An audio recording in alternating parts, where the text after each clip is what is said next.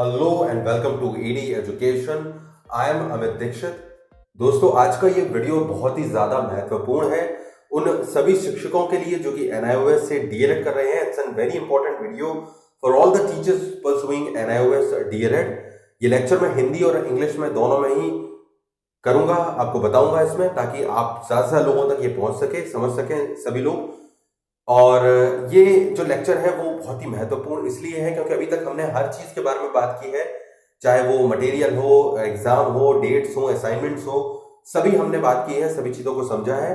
अब जो सबसे ज़्यादा महत्वपूर्ण होगी वो होगी आपका पास करना है एनआईओएस डीएलएड को। और जब पास करने की बात आती है तो सबसे पहले आपको जानना होंगे मार्क्स, यानी कि आपके अंक आपको कितने लाने होंगे एनआईओएस डीएलएड को पास करने के लिए, हर सब्जेक्ट में, प्रैक्टिकल्स में और सभी चीजों में। तो आज मैं आपको इस वीडियो में वो सब कुछ बताऊंगा जिससे आपको ये पता चल सके कि आपको कितने नंबर लाने हैं, कितने परसेंट लाने हैं, क्या ग्रेड्स होंगी, क्रेडिट्स क्या होंगे, ये सब आप इस वीडियो में आज जानने वाले हैं। So today I am going to cover all the things about NIOS DElEd marking, what percentage you'll require to pass the examination, minimum passing percentage, grades and credits I'm going to cover in this video. Please watch this video completely. It's a very important video for all. तो सबसे पहले जो मैं start कर रहा हूं इसको ये बताने से कर रहा हूं कि आप के जो भी परसेंटेज आप एनआईओएस डीएलएड एग्जाम को पास करके प्राप्त करते हैं, उन परसेंट के हिसाब से आपको ग्रेड्स दी जाएंगी। ग्रेडिंग सिस्टम के बारे में आप सभी जानते होंगे, स्कूलों में होता ही है। A B C D E ये ग्रेड्स हैं यहाँ पर 5 आपके लिए।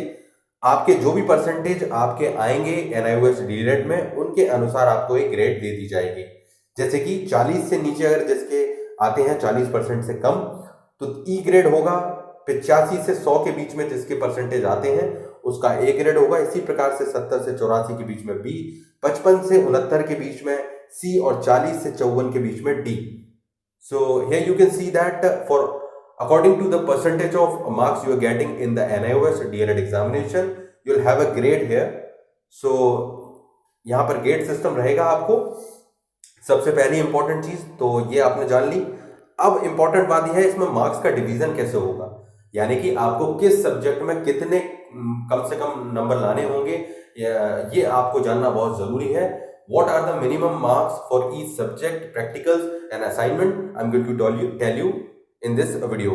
So सबसे पहले हम यही जानते हैं कि कितने मिनिमम मार्क्स आपको इसमें लाने होंगे। तो यहाँ पर देखिए बताया गया है सिद्धांत विषय के 2 भाग हैं, यानी कि आपके थ्योरी पेपर जो है उनको 2 भागों में बांटा गया है। पहला आपका जो आप पेपर देंगे जो 501, 502 और 503 का थ्योरी पेपर होगा, 27, 28, 29 जो डेट निकली है वो, और 30 अंकों का जो असाइनमेंट हर कोर्स का आपने जमा किया है 501, 502 और 503 का, उनके लिए 30-30 अंक हैं। तो इन दोनों में ही आपको सेपरेटली यानी कि अलग अलग से 40% मार्क्स लाने होंगे। यानी कि 70 अंकों का आपका जो पेपर होने जा रहा है उसमें 40% मार्क लाने होंगे, और असाइनमेंट जो 30 अंकों का आपने दिया है उसमें भी 40% नंबर लाने होंगे। अब ये कितने होंगे वो मैं आगे आपको बताऊंगा। अभी आप फिलहाल ये समझ लें, अलग अलग आपको इनमें दोनों में 40% लाने होंगे, तभी आप इसमें क्लियर कर पाएंगे। और एग्रीगेट में भी, यानी कि इन दोनों को मिलाकर आपका 100 नंबर बनेगा एक पेपर का। जैसे 501 का पेपर 70 नंबर का हुआ और 30 अंक का उसका असाइनमेंट, तो टोटल हो गया 100। तो 100 में से भी आपको 40% लाने होंगे, यानी कि अलग से तो लाने ही हैं थ्योरी पेपर में और असाइनमेंट में, लेकिन इनको मिलाकर जो एग्रीगेट होता है वो भी आपका 40% टोटल में भी आपको लाने होंगे। यानी कि आप 40%, साधारण शब्दों में याद रखें कि 40% तो आपको लाने ही लाने हैं। अब बात आती है प्रैक्टिकल्स की। प्रैक्टिकल्स यानी कि आपके जो कार्यशाला आधारित गतिविधियां हैं, विद्यालय आधारित गतिविधियां हैं, प्रैक्टिस टीचिंग है, जो अध्यापक शिक्षण है, जो ये आपसे कराया जा रहा है, SBA, WBA, PT। तो इसमें कम से कम आपको पासिंग मार्क्स जो है मिनिमम जो आपको पास करने के लिए आवश्यक रहेंगे वो रहेंगे 50% marks. So minimum passing marks for practical exams is 50%। सो ये रहेगा इसका क्राइटेरिया। अब बात आती है एग्रीगेट की। ये तो अलग अलग मैंने बताया कि प्रैक्टिकल में आपको 50% चाहिए, थ्योरी में और असाइनमेंट में आपको 40-40 चाहिए। अब टोटलिटी में आपको जो एग्रीगेट में परसेंटेज पासिंग मार्क्स के चाहिए वो है 45%, यानी कि 45% आपको एकीकृत रूप से यानी कि एग्रीगेट में आपको चाहिए 45% कम से कम मार्क्स आपको होने चाहिए NIOS DLED को एग्जामिनेशन को पास करने के लिए। तो ये साधारण शब्दों में मैंने आपको समझाया। अभी इसका मैं सब्जेक्ट वाइज आपको नंबर के हिसाब से उदाहरण भी दूंगा तो आप आसानी से समझ पाएंगे। ये चीज़ आपको समझ में आ गई होगी। तो यहाँ क्या चीज़ हमने समझी आप एक बार रिपीट में आपको कर देता हूँ। इंग्लिश में आपको जो लोग इंग्लिश में जानना चाह रहे हैं, I am going to tell you all this in English so that you can understand what I am trying to say in this video. A candidate will be required to get at least grade D 40% in both the set of examination, theory and practical. So in theory or practical you will have to secure 40% marks separately, and in practicals you will have to secure 50% marks. So theory and assignment 40% separately and 50% marks in practical you will have to secure, and in aggregate to pass the examination of NIOS DLED you will have to secure 45% minimum marks. So this thing you can understand easily. अब हम इसमें आगे जो मैं आपसे बोल रहा था कि मैं एक सिंपल एग्जांपल से आपको बता देता हूं नंबरों के जरिए, तो वो आप समझ लें। तो ये देखिए यहाँ पर एक टेबल दिखाई दे रही होगी आपको।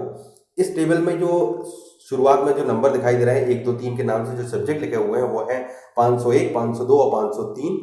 और यहाँ मैंने आपके लिए टेबल बना के बता रहा हूँ आपको ये कि जैसे कि आपका पेपर होगा 501 का 70 नंबर का, तो 70 में से आपको 28 नंबर लाने होंगे। Out of 70 you will have to secure 28 marks in theory examination of 501, 502, 503। Out of 70 28 marks is the minimum marks, यानी कि 28 नंबर मिनिमम आपको 70 में से लाने होंगे जो आपकी परीक्षा होंगी, रिटन परीक्षा।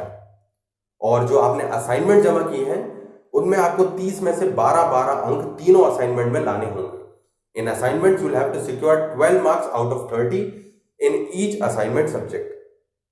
सो ये है वो सिचुएशन। तो आपको क्लियर हो गया होगा अंकों के माध्यम से, कितना सिंपल आप समझ गए होंगे। इसमें सिंप्लीफाई कर दिया है मैंने इसको। अब बात करते हैं हम प्रैक्टिकल्स की, यानी कि SBA, WBA और PT की। इनमें यानी कि विद्यालय आधारित गतिविधियां, कार्यशाला आधारित गतिविधियां और अध्यापक शिक्षण जो प्रैक्टिस टीचिंग है उसमें आपको कितने लाने होंगे। तो इसका मैंने आपको बताया था 50% आपको लाने होंगे, जितने का भी ये होता है। तो यहाँ आप देख सकते हैं 100 मार्क्स का SBA है, 100 मार्क्स का 100 नंबरों का WBA है, 100 नंबर का SBA है, और इसमें आपको 50-50 नंबर कम से कम लाने होंगे ही तीनों में। So minimum marks for SBA, WBA, PT is 50 out of 100। सो ये आप देख सकते हैं यहाँ पर अब प्रैक्टिस टीचिंग को 200 का बताया गया है जो कि 2 साल के लिए है, लेकिन वैसे ये 100 का रहेगा, तो 50 मार्क्स इसमें लाने होंगे आपको। तो ये था सिंपल कैलकुलेशन जो मैंने आपको समझाया।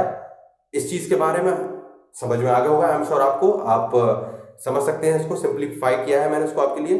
अब एक क्रेडिट्स के बारे में मैंने इससे पहले वाले वीडियो में बताया था कि आपको क्रेडिट्स भी लाने होंगे आपके NIOS DLED को पास करने के लिए। उस वीडियो को आप कंप्लीटली देख रहे हैं, यहाँ मैं थोड़ा सा ओवरव्यू दे देता हूँ आपको। वो वीडियो मैंने क्रेडिट के बारे में बनाया है, उसकी लिंक मैं डिस्क्रिप्शन में दे दूंगा, तो आप देख सकते हैं वहां से।